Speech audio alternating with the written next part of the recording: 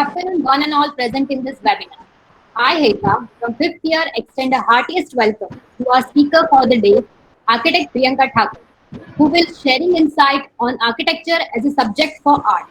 I also extend a warm welcome to our attendees to this online platform. Our college, SVIT Vasat, has come up with various webinar series during this pandemic on various topics ranging from landscape to conservation architecture, products and furniture design, GIS, alumni series, and urban planning. Now we are coming up with two new webinar series. First one being Architecture Education in Essence of Architecture, the part one of which was delivered by architect Avnit Singh. And now we have architect Priyanka Thakur with us. I would request our exemplary leader, Professor Sailesh Nair, Principal College of Architecture, to address the webinar. Good evening. So I am very happy to welcome Priyanka, and we are meeting after nearly 3.5 years or 4 years. We are very good academicians, and specifically basic design. And I know that the present fifth year might have experienced her in her first year. So I welcome you, Priyanka. I hope the session will be very interesting. I request Taha to please play the video of our college.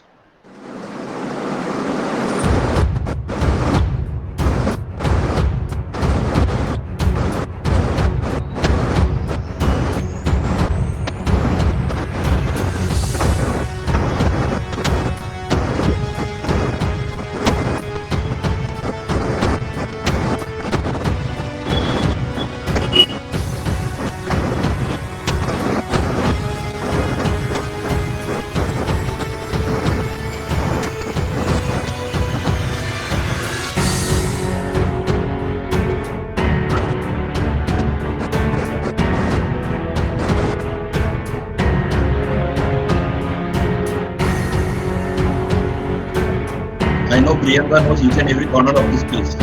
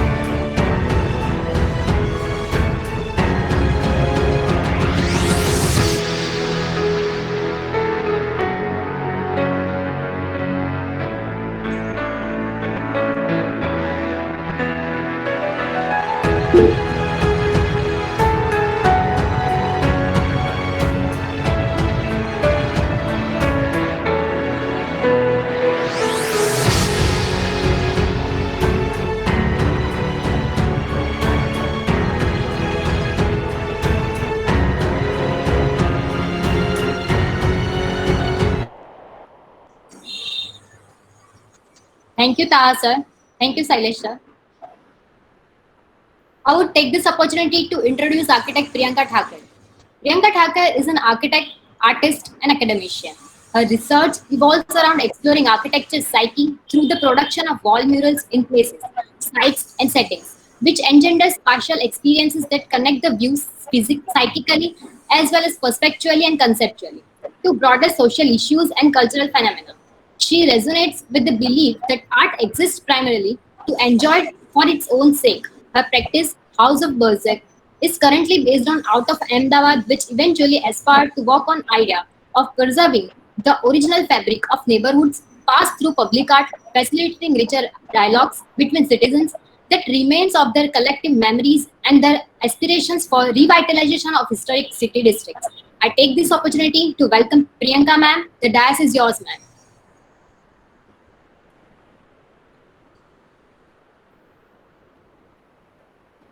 Priyanka, unmute yourself, please. Ouch. Had to happen. Hi. Thank you, Sailesh sir. Thank you, Sailesh and Taha for organizing, and thank you very much, Heta, for the introduction.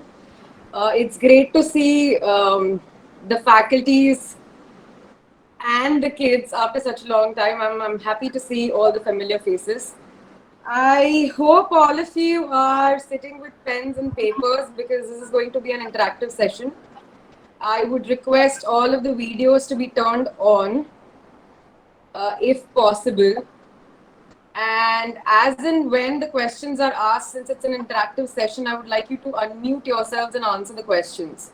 Because this is not a lecture for me that I come here and blabber my opinions for about an hour and then leave. This is going to be an interactive session, not a debate, but more on the lines of a discussion. So, videos on, please, and unmute yourselves as and when you feel like answering the questions. Videos on, please. Taha sir, let's start with the presentation. Yes.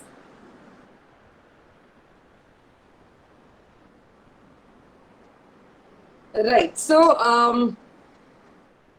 Heta has already introduced us to, the first slide. Thank you. So let's go back to, I hope we are a mixed bunch of architects and interior designers and students all together. This workshop is not going to be educative in a way that it deals only with architecture technically or art. It's going to be an in-between space between the two. I would like to start with Vitruvius.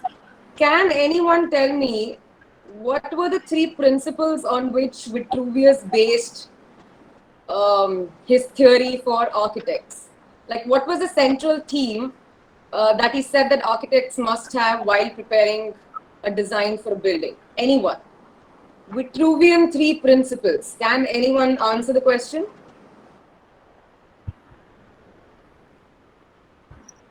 Some the beauty, strength, and it should be functional. Yeah.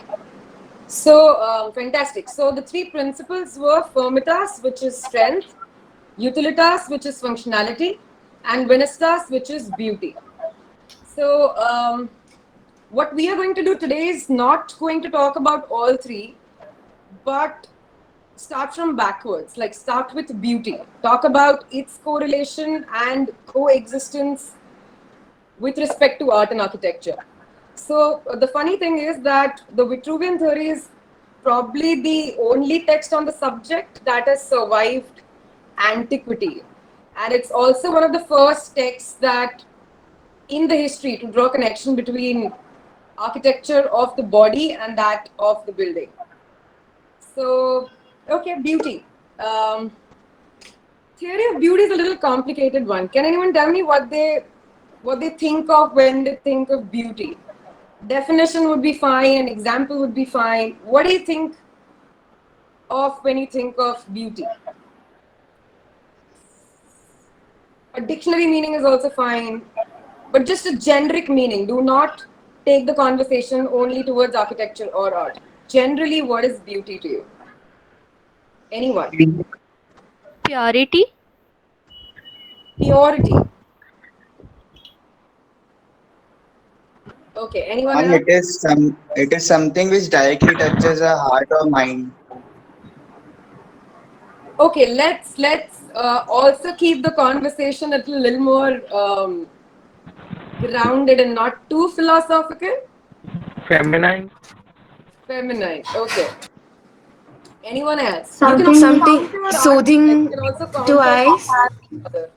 Sorry, Athena. Something Whatever soothing. you like to. Something soothing to eyes.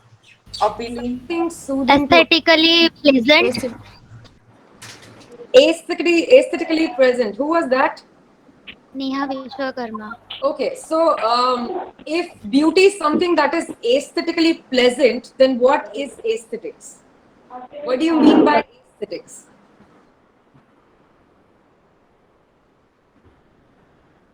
See, language is deceiving, so choose your words wisely. If beauty is aesthetic, then what is aesthetic?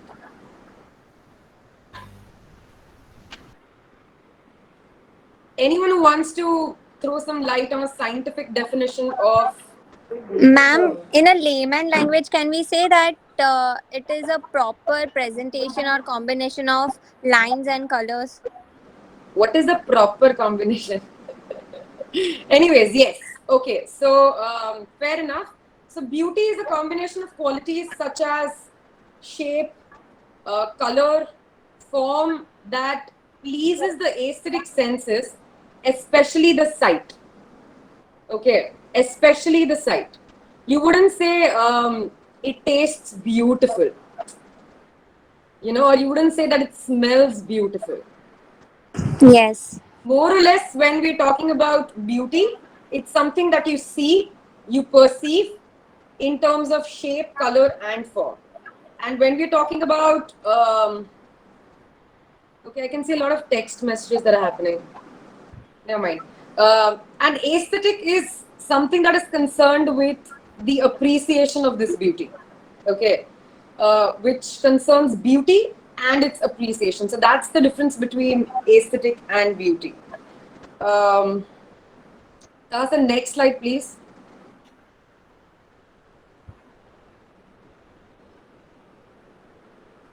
Okay, first question. Is it possible to identify universal sense of beauty?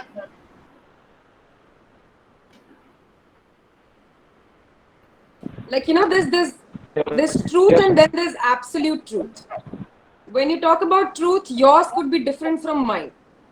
Okay, over the years of conditioning, give you an example of veganism, or give you an example of cultural ideas whether one should eat eggs or one should not eat eggs. Truth. Your truth can be different from my truth. But absolute truth is like there is no square circle. That becomes the absolute truth. Like there's nothing that you can do to counter that or contradict that. So similarly, is it possible to identify universal sense of beauty? Ma'am, Yeah. yeah, so according to me, that is something variable from place to place or person to person.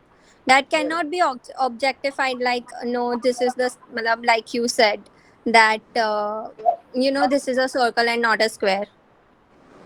Right. Okay, anyone else who wants to counter that there are and that there can be ways to identify beauty, like a universal truth? Anyone else who wants to sort of counter that? Yes, ma'am. Hello, ma'am. Hello. Anyone? Hello, ma'am. Yeah, please go ahead. Beauty can be a relative to a person, and in this Sorry, you're not audible. Can you please be a little louder? hello.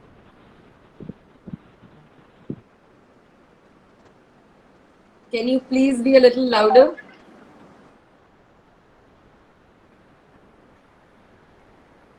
Okay, never mind. Do you have papers and pens with you? Yes, ma'am. Okay, first question is you get like 2 seconds to write the answer. What is the color of the wall clock in your house? Quickly write the answer. What is the color of the wall clock in your house? Quickly write the answer. Question 2. How many trees do you encounter while getting out of your homes up till the first crossroad? How many trees do you encounter while getting out of your homes up till the first crossroad? Quickly write the answer. First question, what is the color of the wall clock in your house? Second question is, how many trees do you encounter while getting out of your homes up till the first crossroad? Done answers? Okay, quickly unmute yourself and answer the questions.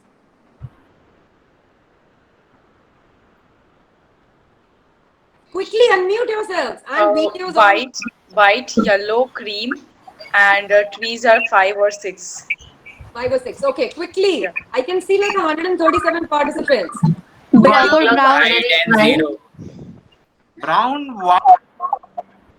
Black and white. Copper, brown, and blue. How many?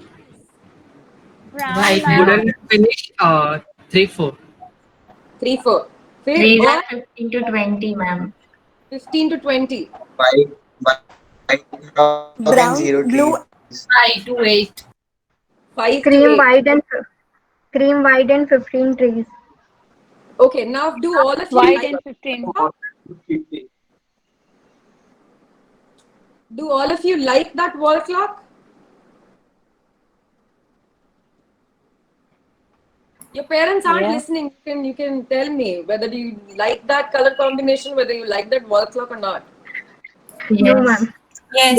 Yes. Yes. No, Yes, ma'am. Yes. Yes, ma'am. Yes. Okay. Yes. No. Why these questions is because all of us in our day-to-day struggle with beauty, right? We keep saying that it isn't easy to see beauty around us. That we wake up in the morning, we see outside, and it's like, no, I need a different view. It's not beautiful enough, is what we say sometimes. Like, it's not beautiful enough. It is, but not enough. So, what happens is that we tend to reduce the world to labels. Like the quantity of information that is bombarded at us, like visual information or maybe all sensory information that is bombarded at us, we would see a tree for a tree and we would not see a tree for the number of branches it has or the shape of the leaf or the color of the leaf. So this lack of reduction of information is how we fail to see what we architects call as details. Tahasa, can we move to the next slide? Yeah. Okay, so there is an image in front of you which has a lot of detail. Detail is the word that we're looking at here. Now, videos on, everybody. Quickly, videos on. Take your sketch pads.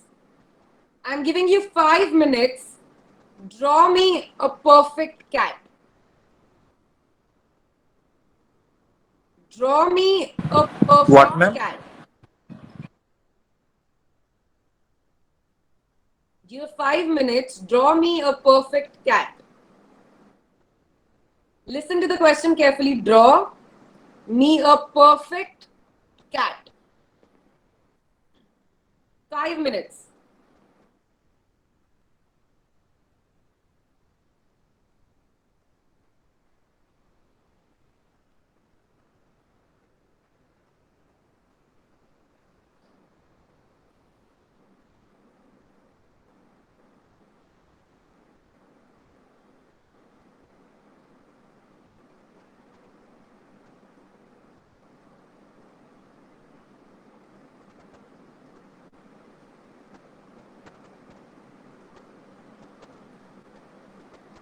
I don't mind you guys using any medium that you want to color it, hatch it, use pencils, pens, crayons. 5 minutes you have.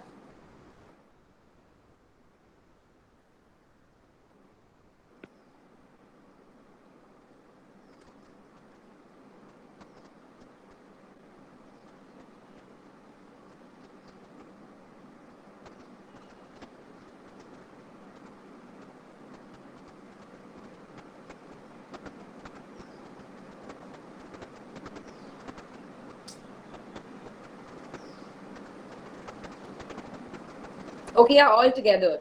This is not a time competition. After 5 minutes, all of you raise your sketch pads above.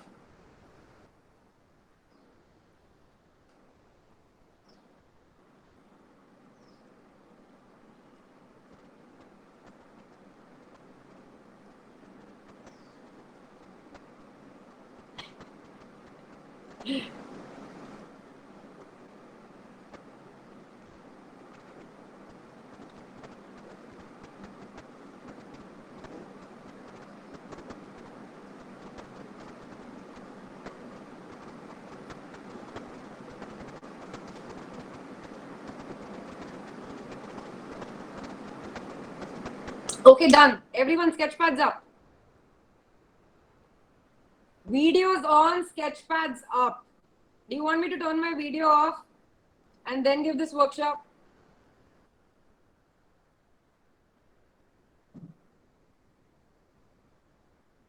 Okay. I want to see more. Mansi, Prachi.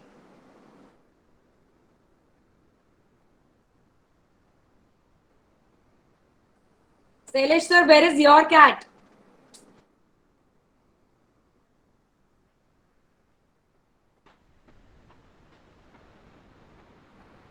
Done, everybody? I can see some nice, pretty. Okay. Does anyone want to explain to me what were they thinking? Okay, now Tahasa, can we go to my cat?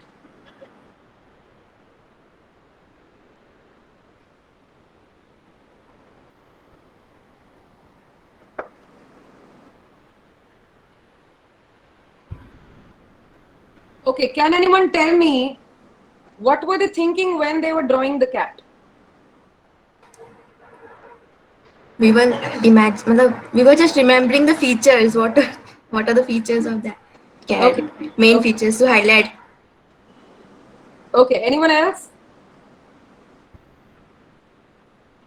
Ma'am उसको पहले observe कर रहे थे कि क्या क्या कैसा क्या है, प्रपोर्शंस क्या है उसके, तो वो सब पहले मैं देख रहा था.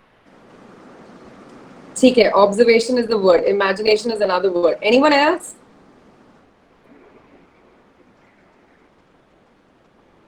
Anyone else?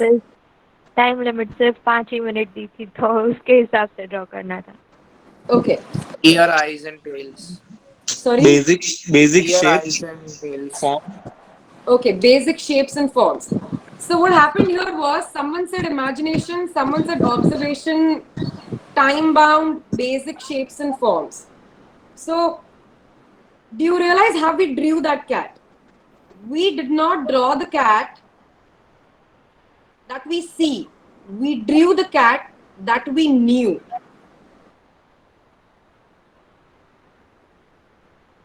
Do you understand that? Because of the...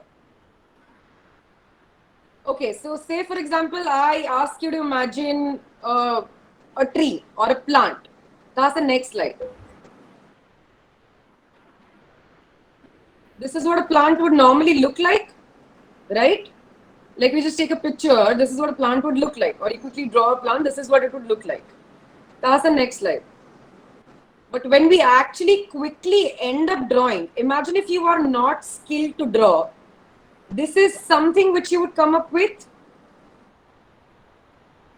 Yes or no? Yes. Yes, ma'am. Yes. I'm saying you're not skilled. I'm saying you're not skilled. Do not focus on skill right now. Someone, okay, you're playing a game and you've got like less than 15 seconds to draw a plant. This is how you would draw that plant? Yes or no? Yes, Yes, ma'am. ma'am. Yes, ma'am. Difference between the two. Over the years of conditioning,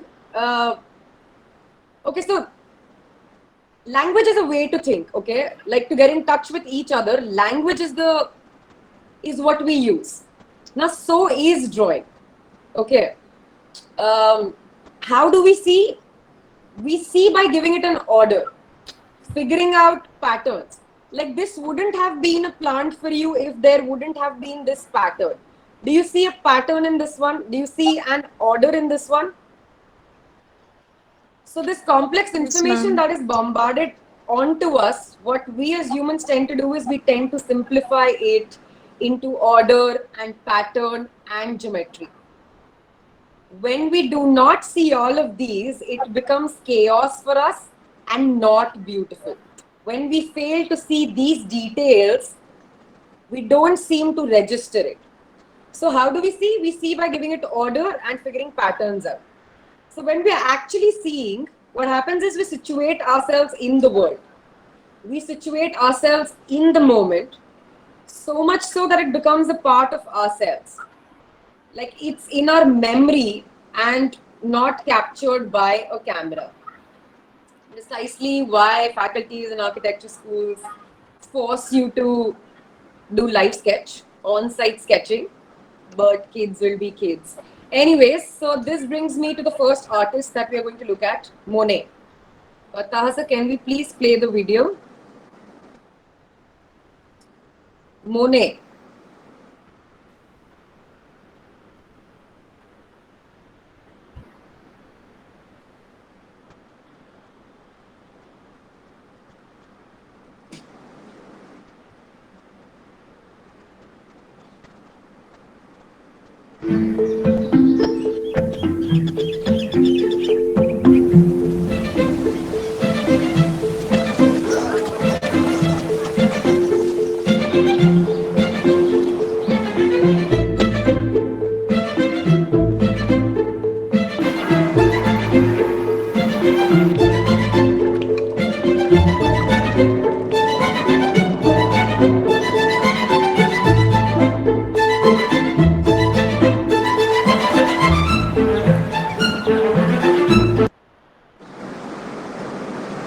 Okay. Okay, my next question is, can space be defined by rules of representation? Can you represent a space?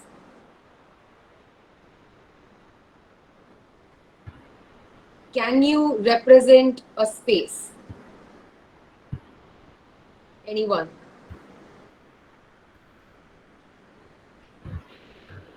Yes, ma'am. How? I think according to me, we can represent a space by specific elements. Like if I have to draw my room, I'll remember You have certain things. sorry. You have to be a little louder. Ma'am, can you hear me now? Hello.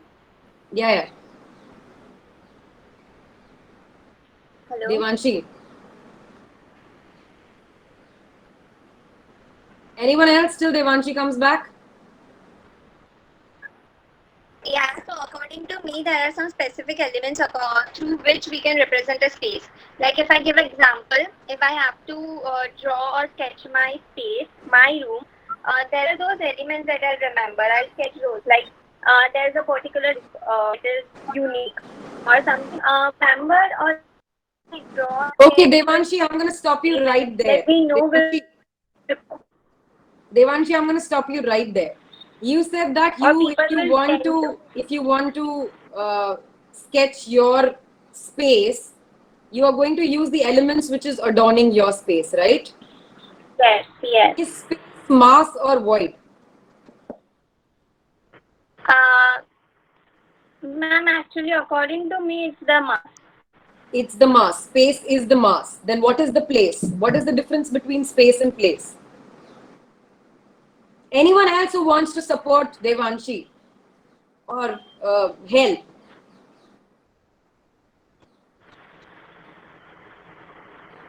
Is space mass or void? And if space is mass, then what is place? Ma'am, space is mass and void both. It cannot be one at a time. Do not throw statements at me. Support it. Support your argument with something. I think space is void because when void is there, then only we can feel that space. If it is a mass, then we can, it's just that we are feeling it from outside, not from inside. So space is something when it is bounded by, or it is like when four walls are created, then we define it as space. And if we are in a universe where nothing is bounded, then it is a space, but in a very large context which we can't define. Okay, so is space stationary or is space like stagnant or is space moving or in constant shift or change? Anyone else but the students have answered. Is space constant, stationary, or is space constantly moving? It's fluid. It depends, Like ma'am. it's everywhere. It depends. Someone said it depends. It depends on what? Depends on what type of articulation has Ma'am, been done. what I think is space is stagnant, but the feeling of space can be like moving or fluid. Like if the light quality changes, then the feel inside the space changes that way. Fantastic. So the space cannot be defined by rules of representation. You cannot frame a space and conceive it through plans, sections, and elevations. When three people walk into a room from three different points, You know, there are 3 different vanishing points to that space. You know, our eyes perceive what is around and not just what lies ahead. Our reference point is always different, because even standing, our eyes would still move in that space. So it's an experience, you know, it's an experience. If you touch a wall, would you say I experienced the space or I experienced the mass? The tactility of that wall, the material that is on the wall. How do you feel a wall? By touching it? And would you come back and say that I experienced that space and it was wonderful? The components that lead to building of that space is different. Space altogether is a very innate experience, individualistic to each. So when we talk about Tahasa, can we move slides? This is again the negative. Okay, so this is one trick that I would like to, I don't know why. Okay, so this is one trick that you could do. Say for example, you're bad at sketching, like really bad at drawing, like you just can't draw. Okay, and your faculties have put you in front of a plant and they're like, patta draw karna hi hai, theek hai, 25 sketch lane hai patte ke, and you don't know how to draw. Okay, instead of downloading images and tracing it, what you can try and doing is, do not draw what you see. Do not draw the leaves that you see. Tahasa, can we go back 2 slides, the first image of the leaf? One more. Yeah. So do not draw what you see. This is what a leaf would look like. Do not draw what you see. Draw the negative space. Draw what you cannot see. Okay. Draw the void. The minute you start drawing void, can we go further 2 slides? This is what we get when we start drawing the void, which eventually becomes the leaf. Okay, this was just a hack. I don't know why I had to put it here and do this. Probably because I knew the faculties are going to be here. Okay, the next one. The next slide, please. This again is just a mere representation of how a lot of information is bombarded at us. And we only can make sense of it by drawing patterns and making order out of it. Like simply looking up at the sky. You see no beauty until you start connecting those dots and start making those shapes, make a pattern out of it, and then see the beauty. Next slide. Again, details. Everything is in the details. This is again for the pattern and the order. If you see, it's not merely hatching. It's the order of the nature, the way the elements repeat themselves. So it's just merely a representation of that. Next slide. So Monet essentially was an artist from Impressionism, one of the first movements which took deep and great interest in drawing architecture.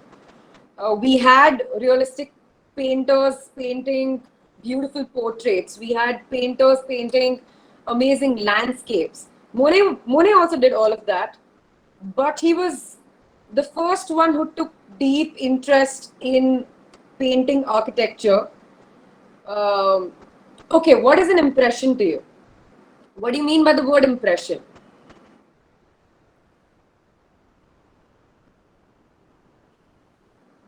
Ma'am किसी के बारे में कुछ पहली बार मतलब like the first thing or the first thought you have about something. Very judgmental you are. You had to put a living being and a person in place. Anyways, anyone else? What do you mean by impression? Not forgettable. Ma'am, like an identity. Yes, something that is imprinted. Yes, yes. Anyone else?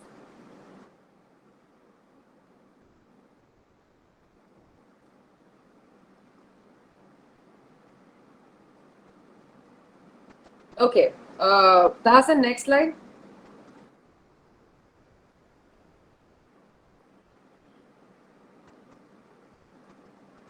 Do you think this is a great painting?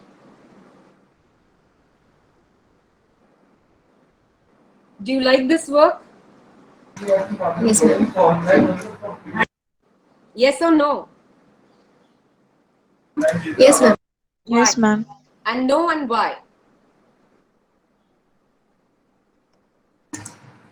The colors Okay, and because of the balance it has in the drawing with the color. okay, Shape balance is Strokes. identifiable. I like the strokes. Anyone else? We can identify it's a building. That's why. Okay, so what Impressionism did was it depicted only what you see. It had no pretensions. It had no purpose of or a pre-purpose of knowledge or a doctrine or a degree that you needed to do Impressionism. This movement was the one that celebrated what it is in all its uh, magnitude, is what this movement was. The way Monet painted, from this painting, you can exactly from the color shades and the scale, you can tell where the sun would be, what time of the day it is, what were the materials that were used, what was the geographical location, what was the context. So sometimes artists are not interested in philosophy. Sometimes why artists fall in love with architecture, probably why Monet was in love with architecture, is just because he wanted to celebrate the way we break it down, no? That architecture is about form and function and utility and the material and the context that it is placed in and people and place and all of that. Impressionism was one of the first movements which sort of grasped beauty for what it already is, existing and nothing else. Um, Coming back to beauty, why specifically Monet was that we don't make beauty. We only make the world beautiful by paying attention. We came to Monet only because I wanted to sort of emphasize on this point that Monet has done nothing extraordinary here. He has not created something new, which is the pressure for art and architecture these days, or design for that matter, or technology for that matter. The pressure of creating new. Monet simply fell in love with architecture, simply represented it by paying attention, and all it came out was beauty. Okay, that's the next slide, please. Space. Okay, coming back to space again. Can we draw the things that we cannot see? Till now, we've spoken about the things that we can see. You know, like structure, whatever visually we can see, whatever material the light reflects on and comes back to us and we can see, we can draw that, right? Now, can we draw something that we cannot see? Yes, ma'am. How can we draw something that we cannot see? Like Emotions. wind. We can draw wind by drawing a lines in a motion and rhythm. Can you be a little louder, please? We can draw wind by drawing lines in a motion and rhythm. Okay. Wind, we can see wind, but we can draw it by showing movements of cloth. Okay. Anyway, so we can draw what we cannot see. Anyone else wants to give an example?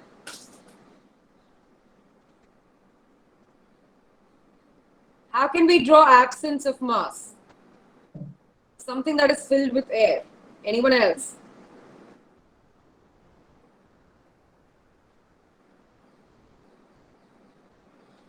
Through lines? Maybe? Okay, Tahasa, next slide, please. Next. This is again Monet. Yeah. So lines and types. This is a horizontal line. we are very comfortable with a horizontal line because stability, right? It's stable and it's resting, and we see the world in horizontal and vertical. Like, you know, the way we understand the world is and as a consequence, the way we see images is shaped by evolution. Like over millions of years, our surroundings have shaped how we see. Horizontal, stable and resting. Next slide. Vertical line, opposing to gravity, but it's still perpendicular, so it's supportive. Like when we stand, we are vertical to the horizontal surface, right? So that is how we understand the world. A little discomfort comes, next slide, when we start talking about a diagonal line. It makes us a little uneasy. Like, you know, we ask a diagonal line whether you're going to stand up or whether you're going to fall or what is it. How many of you, when you are designing, use angular walls? Or use something that is tilted other than the sloping roof? And which is not a partition wall, which is actually a structural member.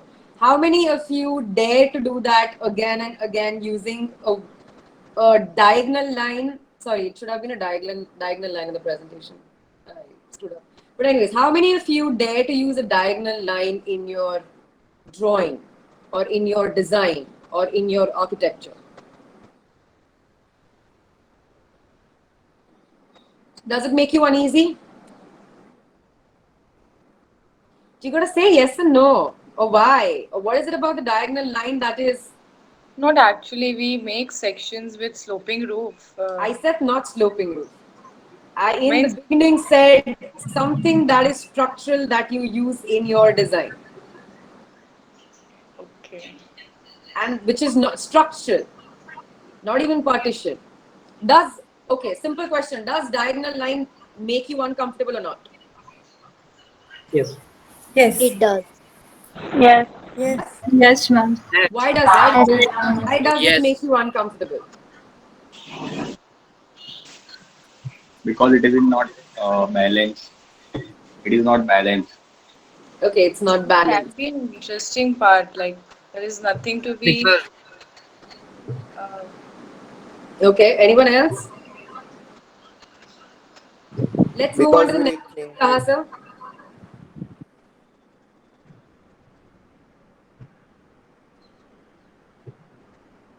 Tahasa, can we move on to the next slide?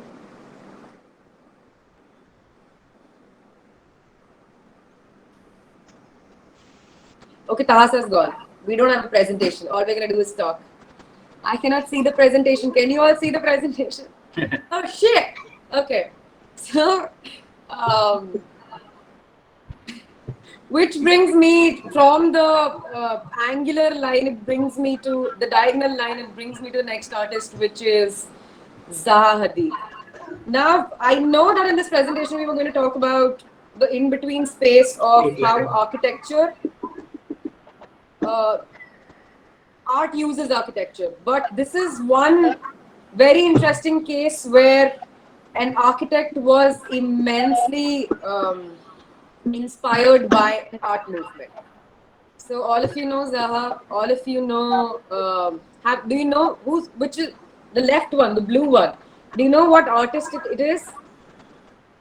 Have you heard of Malevich? Have you heard of Supermatism? Okay, anyways. So the funny thing is that Zaha Hadid in 2014 was teaching in an applied arts college in Vienna and not architecture. Anyways, so right from her thesis, keep looking at the images. In the left-hand side one, the colored one, is from Malevich, and the right one is from Zaha, one of her exhibitions. So right from her thesis, she was extremely inspired by Malevich's Supermatism, the colors, the composition, and most importantly, that she explored the possibility that there could be liberation from gravity. You know, so she was more of an artist than an architect with that approach. Liberation from gravity is something which is also why artists are really and acutely inspired by architecture. That would lead her to continue her work in both art and architecture. This is again that same example of how art and architecture are closely intertwined. All supermatism works mostly use the basic shapes that are circles, squares, or lines, and rectangles, and basic geometry, and painted in a very limited range of color. What's common in both of their practices is that it flouts the rules of language. Okay, if I say that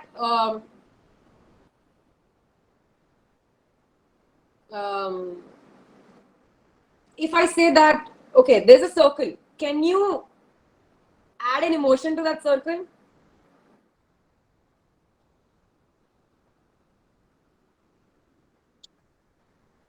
If I say that there is a circle, can you attach or detach an emotion out of that circle? Yes. Or square? Which colors? Yes. It's just, okay, it's just a line drawing of a square. No color, no nothing for now. Can you attach an emotion to that square?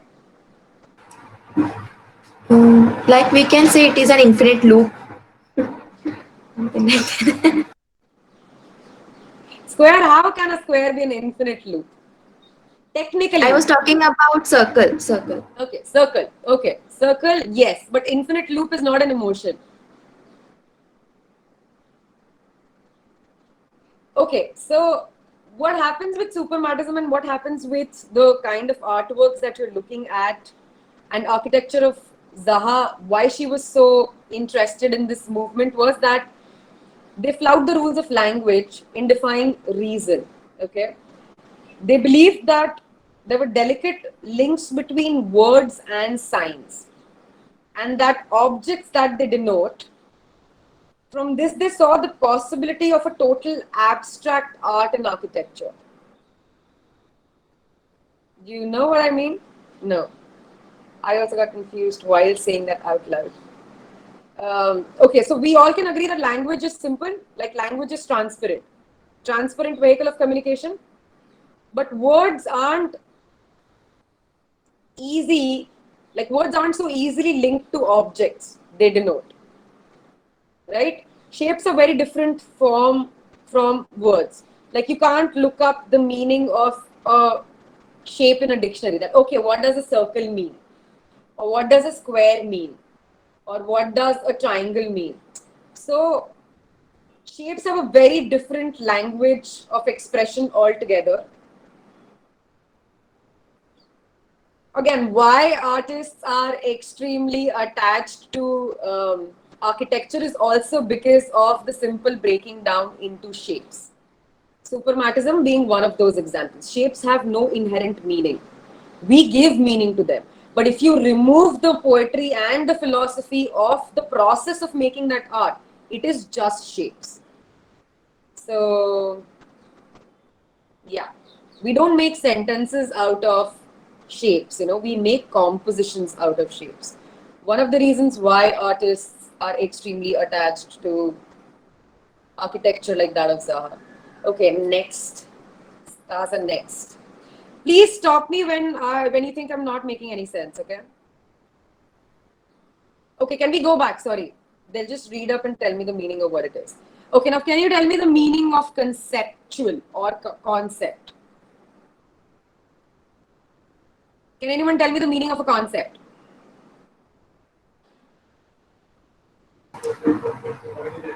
Quickly. A hypothetical idea. Hypothetical idea, abstract idea. Okay, anyone else? Okay, let's say concepts are defined as abstract ideas or general notions that occur in the mind. Next artist that we're going to look at is someone who has inspired me throughout, like since I found him, has inspired me. That's the next slide. This artist has worked in conceptual art, like one of the pioneers of conceptual art, 1960s, 70s. Next slide. So conceptual art basically is the art where end product is not as important as is the process.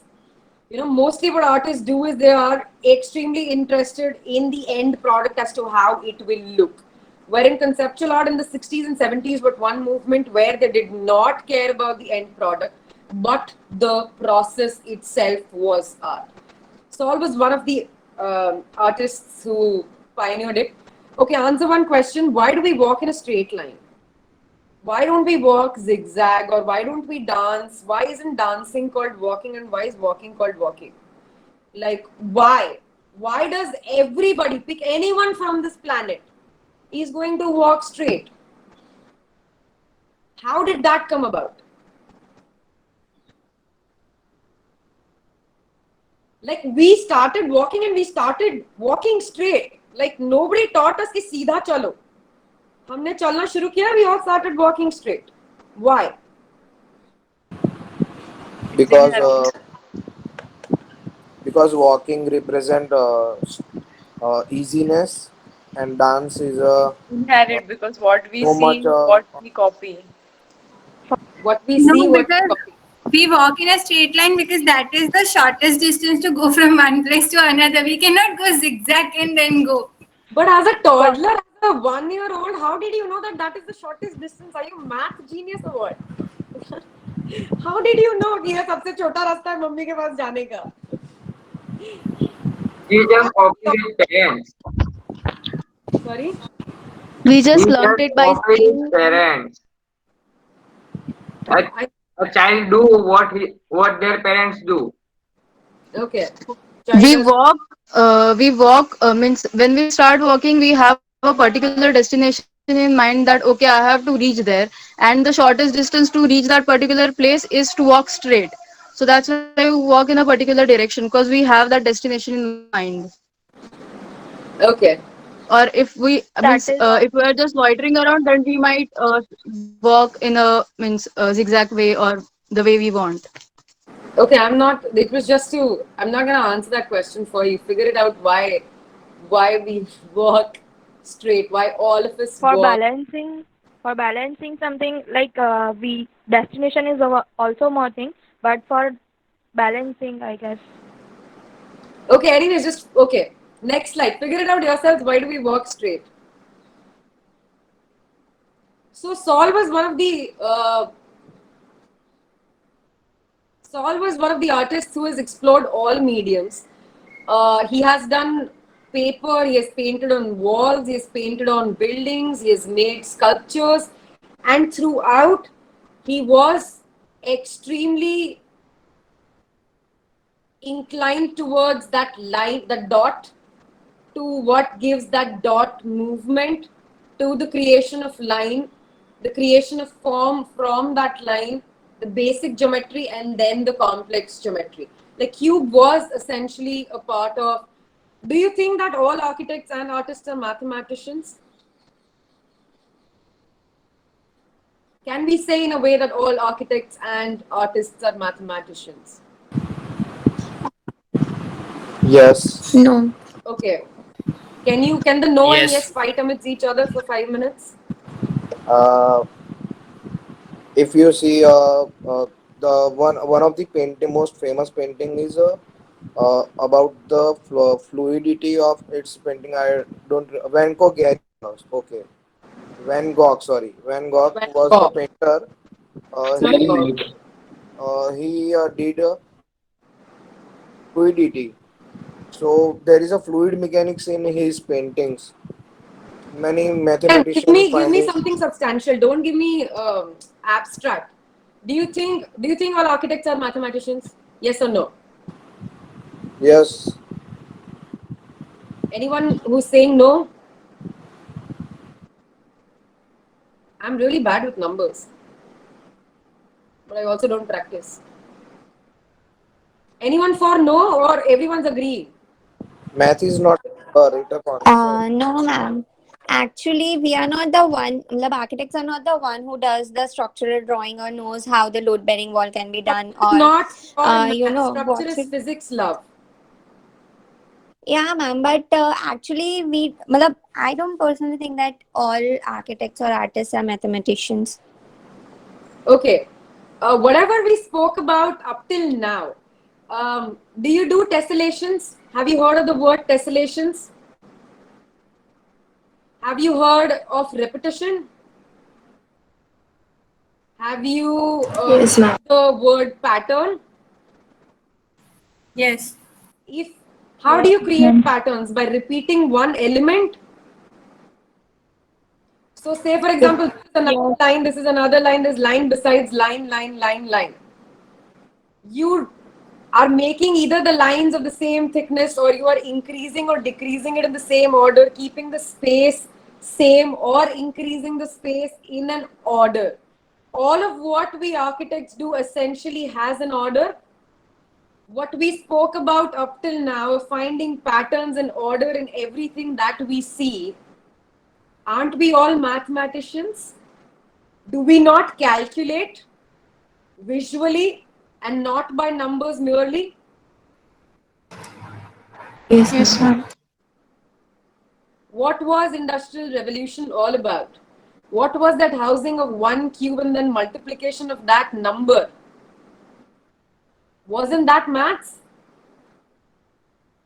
Yes, ma'am. Anyways, that's the next slide. So we're just looking at how basic shapes. So he was more of an architect than an artist, extremely inspired. So we're just looking at some of the works, how we start, how we as in basic design start, or how we architects start thinking. It's just use of basic shapes and play of lines and forms. So we're just going to quickly go through his work. Next. Can you see the order in this? He's not created something extraordinary which you cannot. Next. Also focus on the use of colors. Look at the scale. So he was extremely interested again in raw structural construction, rather than the built. He was extremely interested in the engineering of how it is done, because he comes from a conceptual movement. How things are done are far more important than the actual built product.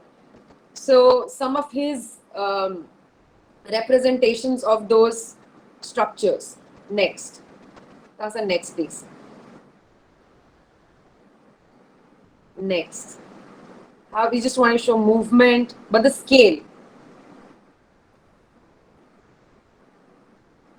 This is painted on the wall, the above image. I'm forgetting which building. Next.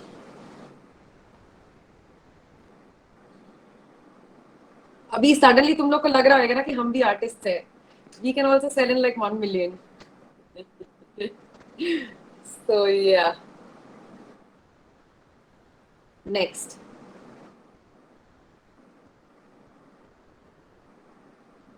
He was also very much interested in materials as to how. So this is a friend of his who had given him a styrofoam sheet, and the right image that you see, the black and white, the topmost image, that is him exploring with a styrofoam.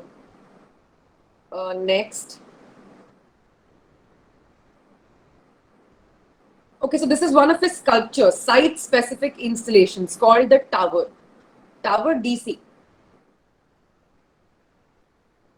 It's made of concrete blocks and mortar. What do you think of this sculpture? This is a sculpture. This is not a building. What do you think of this sculpture?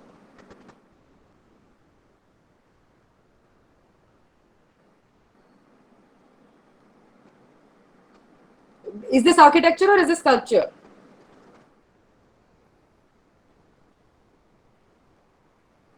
Guys, come on, we are running out of time. Sculpture that looks like or depict architecture.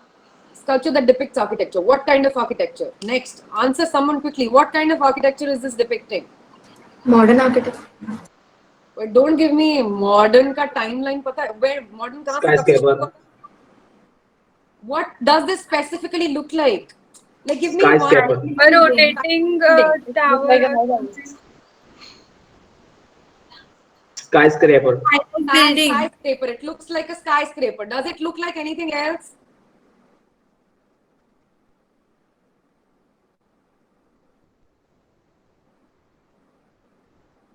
Nothing? Okay. Have you seen how ancient pyramids are built? You all have studied how ancient pyramids are built? Like there is a sense of ascension when you go upwards. Like there is a base, there's a horizontal base, and there is a sense of ascension that goes upwards. Even if you see there's a kind of a spiral, the way he has chiseled the um, uh, the concrete blocks. Okay, so what he wanted to depict from this is a seamless blend of the past and the present building traditions. How stepped architecture stepped architectural formation was a precedent of the modern skyscraper is all he wanted to depict through this one. Like he wanted to make this broad statement through art. Now the good thing about art is you can to an extent get away with anything. So if I put this out on an architecture debate platform and say ki nahi, pyramids and ziggurats are not the origin of skyscraper, there would be fire and bloodbath. But art can make those bold statements. So this work, Tahasa, next slide. And see the way it is done. Like the way we build, he would have artisans lay each brick by brick. See how precise it is. See how mathematical it is. It's almost like building construction. Right? Okay, next.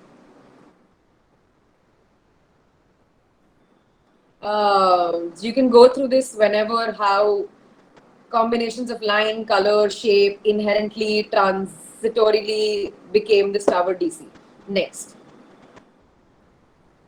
This is another one of his projects. What do you feel? It's his work only.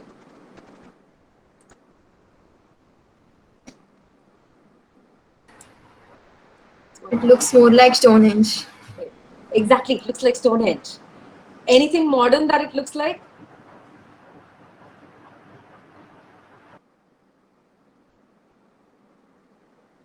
Anything modern that it looks like?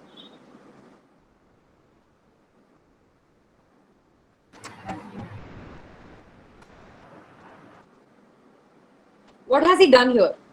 Can anyone quickly break it down by looking at it? How has he done it? Like, can you break the geometry down?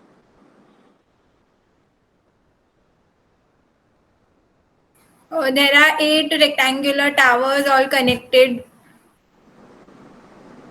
The 8 rectangular towers all connected. You also see how we do arches.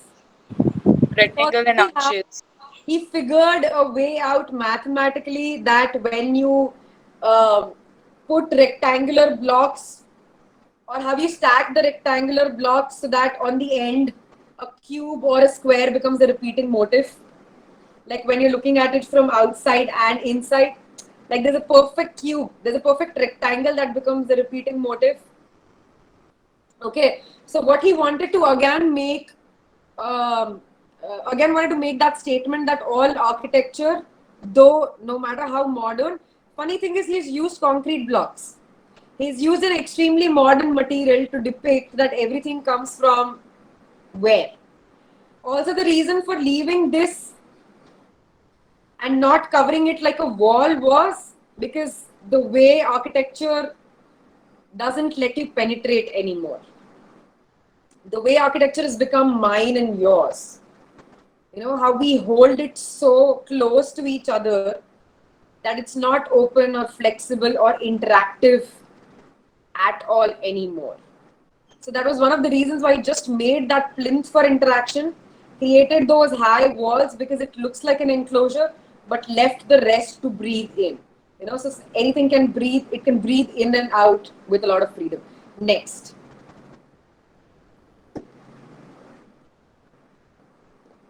Next. Next, sir. Next. Next. Okay, that's more of his work where he's painted facades also, like churches. Italy. It's the next slide. It's the next slide. Yeah. There's another one in Alba, Italy. Do you think this is decoration? That it doesn't make any sense? Do you think this is decoration? We spoke about beauty, we spoke about aesthetics, but we did not speak about the word specifically decoration. You think art is decorative? That art has no purpose to serve, unlike architecture? Can architecture be called an autonomous sculpture?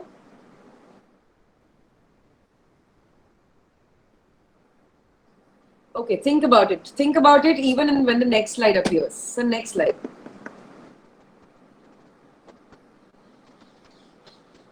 Yeah, next. Okay, what do you think of this work? We can see all the three images. So there are going to be three images. This is the first one. Let's look at the next one. Also look at the scale, look at the material, look at the proportion, look at the repetition, the brutality of it, or maybe not, the setting in which it's set. Next slide, sir. Okay, what do you think of this work? Quickly. Does it remind you of anyone, any architect's work?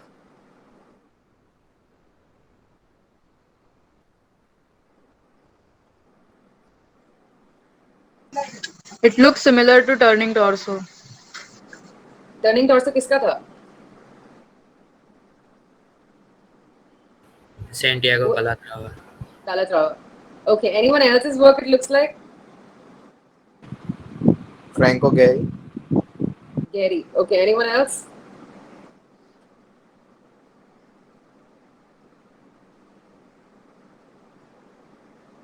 No one? Okay. So, there is an artist called Monica who has done this work in steel and paint. What she did was, she took the building, the lakeshore building of Mies van der Rohe. She literally took that facade,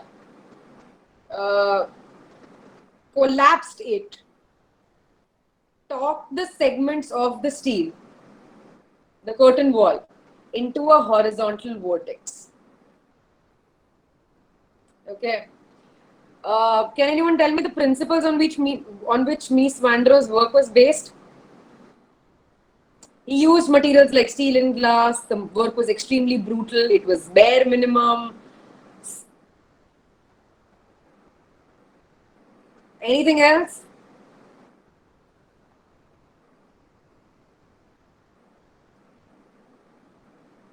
Okay, never mind.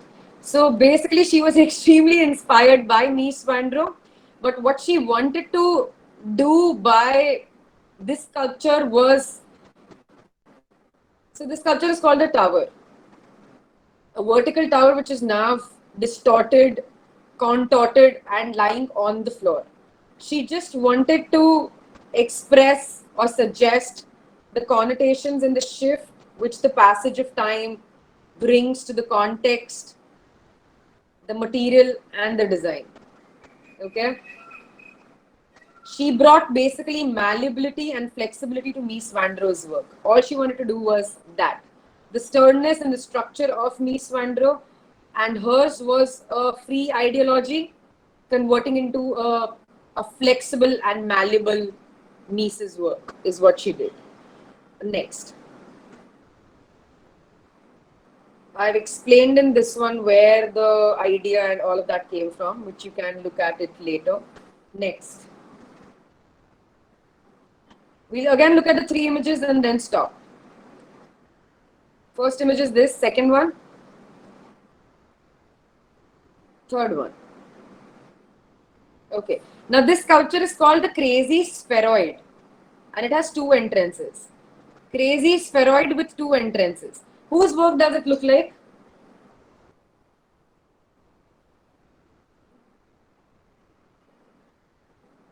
Again, it's a Mies van der Rohe project. Whose work does it look like?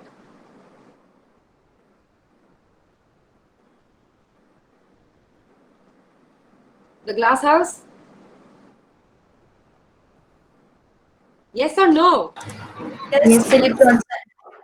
Okay, so basically what she wanted to do was take two doors, make it transparent, you blur the boundary between the viewer, the subject, and the object. You don't know what is being objectified here. You create psychological alienation in this project. So it's a sculpture, but it's a functional sculpture. Is it functional just like the glass house? Questions like that. Though glass house was built for a specific client, the kind of material, the form, the movement, the views, the practicality of that structure has been questioned in this one. What happens when you become the subject of viewing? What happens when light falls? So it's again also set in a place which is a park, not on a podium or not exactly imitating the glass house, but something very similar. So again, how artists are also using art to critique architecture. You know. Okay, next.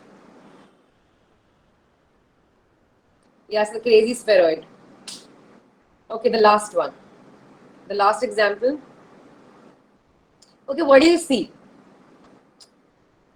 Besides the curve of the cast, can you see some stones laying around? Can you see like a lot of stones laying around in lines in that small boat-shaped garden? Yes. This sculpture is called the stone field. Like it's made up of 36 stones, and it's almost 290 feet of length and 53 feet of width. It was done in 1977. Next slide. The stones are all of various shapes and sizes in decreasing order, going up to a length of 290 feet. What do you think this means?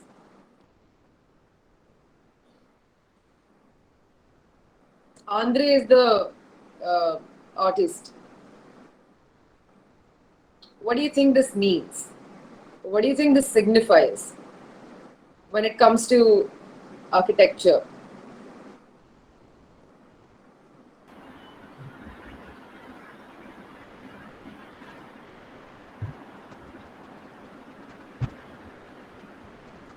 Anyone? Okay.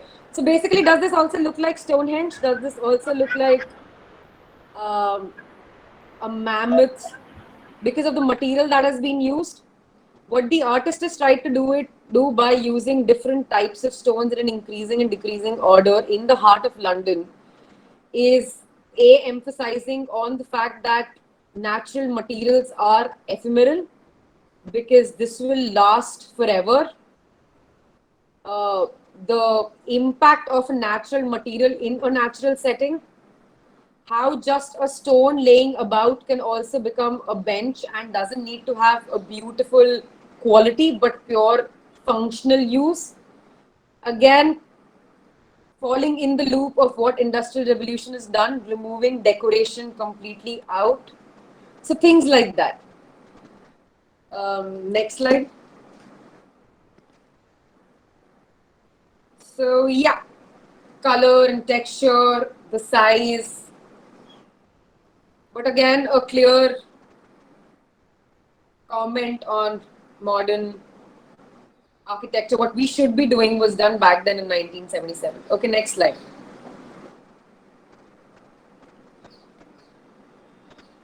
I'm going to leave the presentation loose-ended because I want you to now ask questions and figure out what just happened in the last 1.5 hours.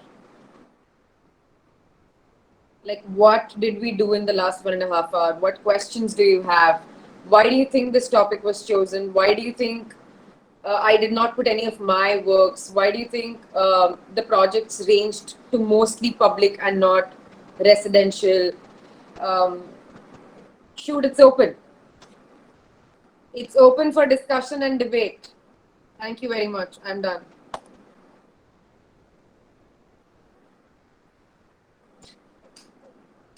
You did not expect it to end like that, ना कि अभी तो चलेगा थोड़ी देर और ये कहीं जा नहीं रहा है. Suddenly there was a slide saying thank you. Okay, moving on to the next segment. I'm really done.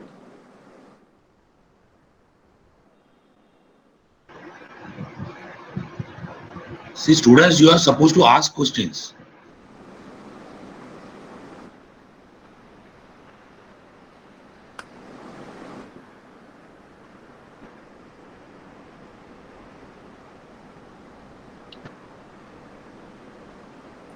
Okay, nothing has changed. How is this possible? Your explanation was very clear. Ma'am, I have one question. Sorry? Yeah. So personally, we all know you, and we still remember our first year basic design studio. Right.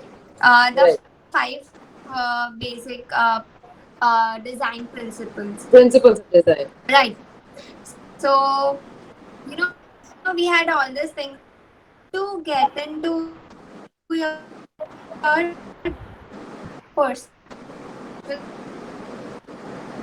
Devanshi, can you please type the message because I cannot hear you. You speak louder, thoda. Even I am not able to hear.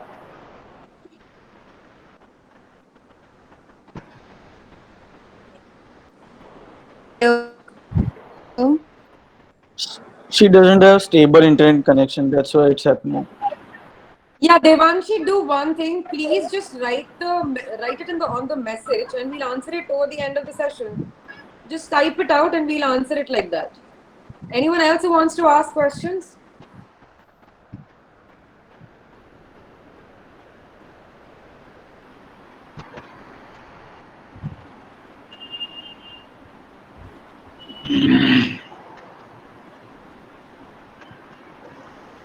कहा chat box में कोई question है? Hello? Yeah. Yeah. So ma'am, I wanted to ask that we have like a lot. Right.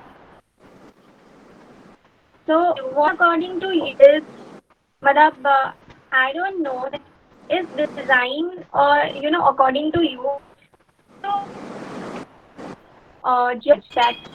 Devanshi, you are not audible. Can you please type how the do you message? want to give it your touch?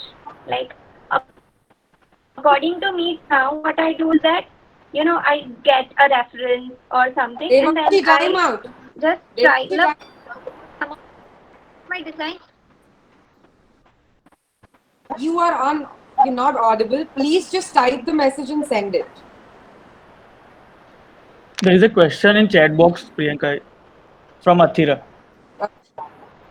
Okay, how do you know me? What is your? How do I open the chat? No worry, I'll read it out.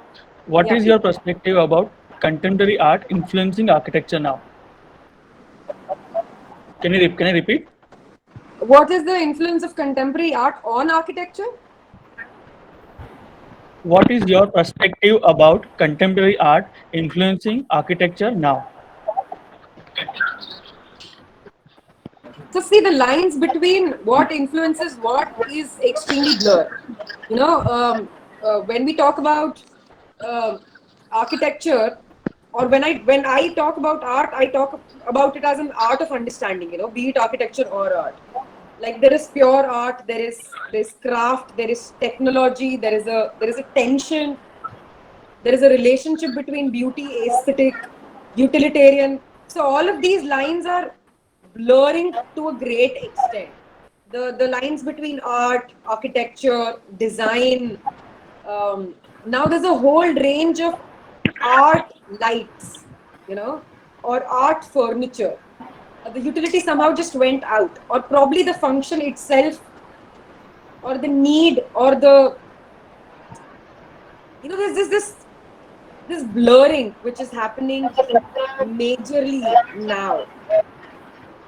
So what influences what is very questionable, but how much can you walk with considering all of these together, like pure art, craft, technology, utilitarianism, philosophy, all of that together while designing or while creating rather.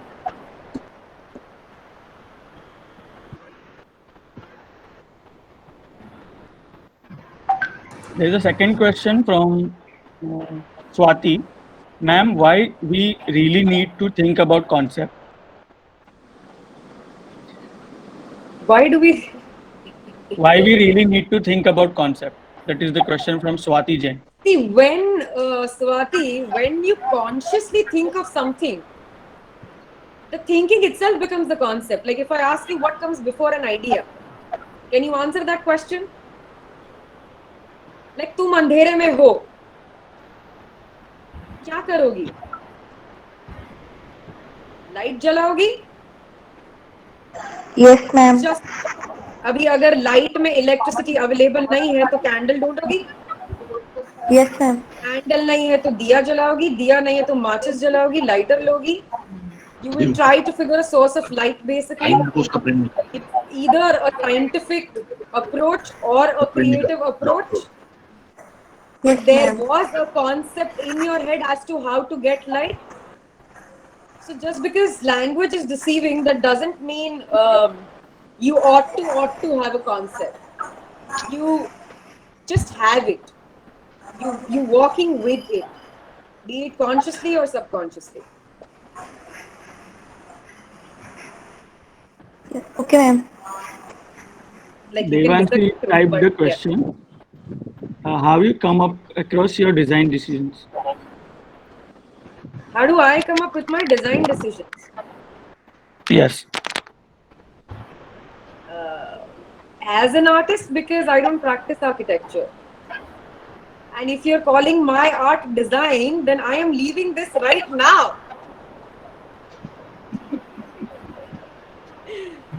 Okay, so again, it's same principles of what we spoke about before as to how you try to find order in chaos. Simple rules of compositions. It's just that in art it becomes extremely either utilitarian or narcissist because there is an I which is very strong that is associated and attached. When it comes to designing, it's again compositions and colors and form and movement and all of those things that you anyway study. But when it comes to art, it's very subjective. It's your client, it's understanding emotions, and philosophy and biology and science and all of that together. Next question, please. Question by Vasudev Pandya. Designing is supposed to be creative? Designing is supposed to be creative. I understand the question, but see, try asking yourself why. The minute you ask why, the question comes to art. When you ask how, the question becomes science. But creating creative is just having an imagination. Like तुम लोगों ने वो plastic का चम्मच से तुम पोहा खाते हो ना SVIT में? Imagine अगर किसी ने सोचा ही नहीं होता कि ये छिल रहा है उसका कोई solution है. Because it's so shallow, the plastic spoons, they hurt your sides. You can't put the entire spoon, like technically how a spoon is supposed to be entirely kept in the mouth and then bring it out. You know, because it hurts your edges, that plastic spoon. So it's merely an imaginative, practical solution. But science cannot work without creativity, creativity cannot work without science. So do not fall in the loop of language. Understand and feel more. I agree that curiosity is important, but ask these questions yourself first. Why and how? I hope I'm answering your questions satisfactorily. Priyanka plastic spoon तो सब जगह मिलता है, खाली SVIT नहीं है. अरे नहीं sir. So I remember my days when plastic spoon existed. अभी तो नहीं SVIT पे पूछा तो मेरे को तकलीफ होता है. Now everyone should carry their own metal spoons, no plastic. But anyways, any more questions? Yes, there is a few questions. One is from Bansri Shah. Ma'am, you have talked about basic forms in this presentation, but your work is very abstract. So, ma'am, what are your first thoughts for the abstract murals? Okay, so it's like deconstruction. You have to know the rules to bend the rules. You know what Picasso did? He did not draw something that was out of the blue. You know, he did not create anything new. What he did was he very scientifically, mathematically distorted the rules of how we see and understand. Like a man should have a round head, but what about a flat cube instead of round in 3-dimensional? So again, abstraction has to be still familiar in a way that you see and you understand. Like जैसे language में होता है, अगर तुम first letter और last letter invert कर दो या flip कर दो, the word is still going to make sense. So yeah, I don't like to tell people कि I don't like to give them experiences which are literal. I like to give them experiences which they would figure out over a course of time. That's why the abstraction and not literal, so that the experience stays with them for years.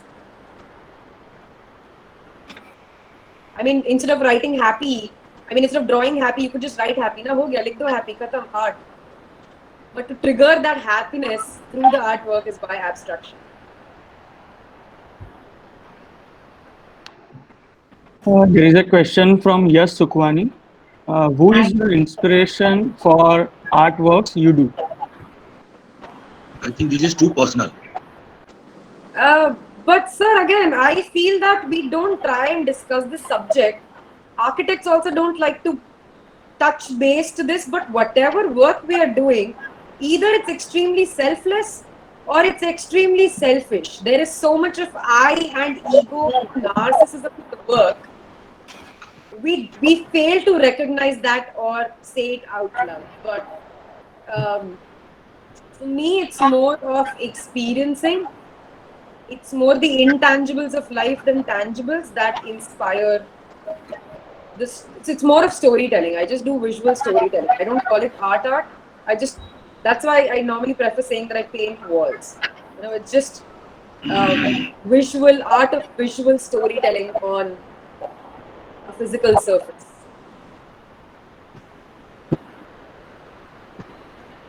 Okay, there are 3 more questions. Would you like to answer them? Okay. Absolutely. I'm never going to say no to SCIT kids. Okay. Ma'am, there's a question from Rudri Jingar. Ma'am, as you have said, today there is a huge hype about creating something extraordinary. So why is that we are forgetting to provide solution using minimalistic ideas? Abhi, you take that approach na. We'll change the world together.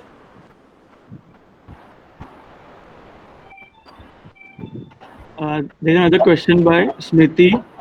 What is the importance of art in architecture? Oh, matlab mera presentation pointless. The entire webinar was on that only, na? No, Rathi, I'll tell you. Next time you build something, just do not match your paintings with the curtains. Just try doing it the other way around. And you will see the difference of what art can make in architecture or built form. Okay, there is a question, a statement by Shreya Mitra. She wants to know your views about how to make an architecture more attractive by including art. For me, architecture is an autonomous culture. I think you kids don't listen. The distinctions between all of these are really minimal. Like there could be a functional sculpture and architecture itself can become sculpture. So yeah, work a little more inward, introspect, ask the questions yourself, and probably at 30 you'll know. Okay, that was the last question, and there is a few appreciation from Rajendra Bhai and few faculty. Thank you very much. Thank you for giving me this opportunity to come back, be home. Thank you very much. Yeah, Priyanka. Yes, sir. Yeah, today if I see you, hello. Yes, sir. I am audible. Yes, sir. You are very much audible. Yeah, see, majority Volume is less. majority of the questions asked by the student, it is like you are a celebrity. See, they have not. मैं तो मेरी favorite हूँ ही. They have not asked as a speaker. See, you are the. It is the honor for us that majority of the questions are they are asking to the celebrity only, not the expert.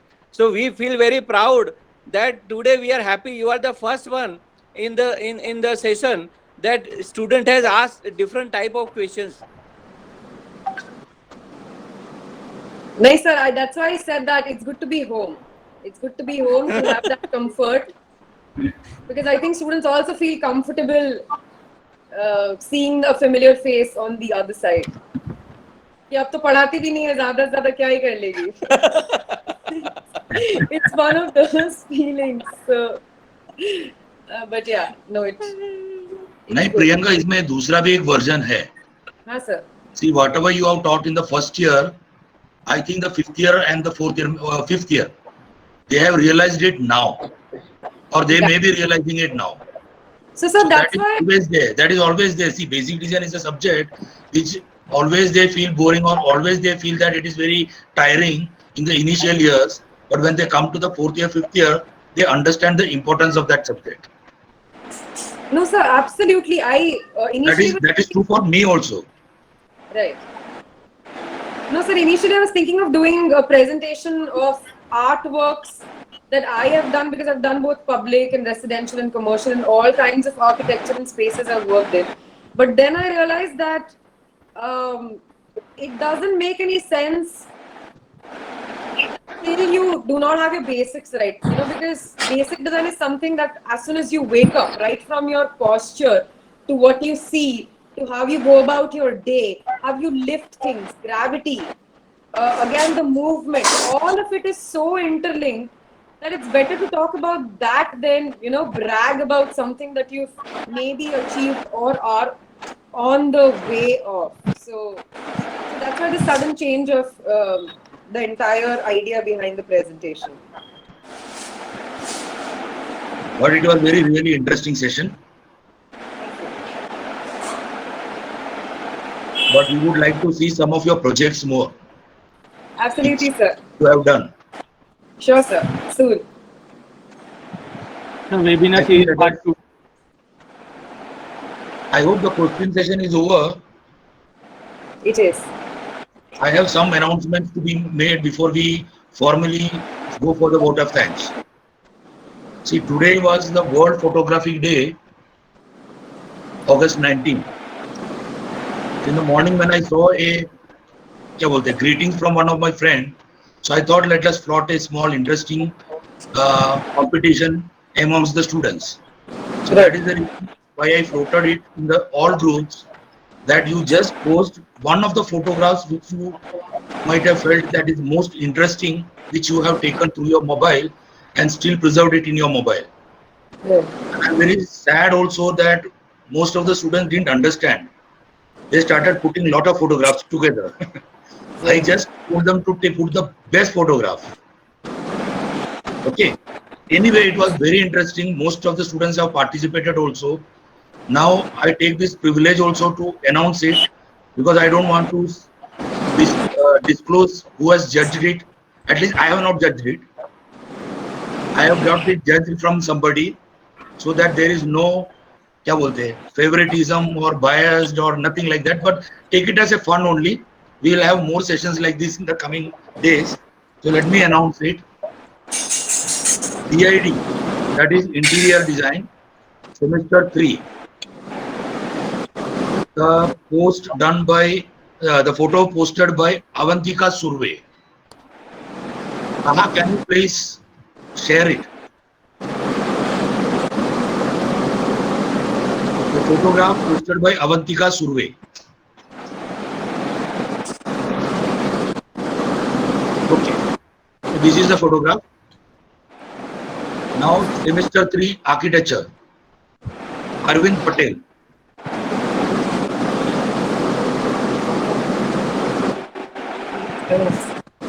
Okay. Semester 5 Arsh Shah.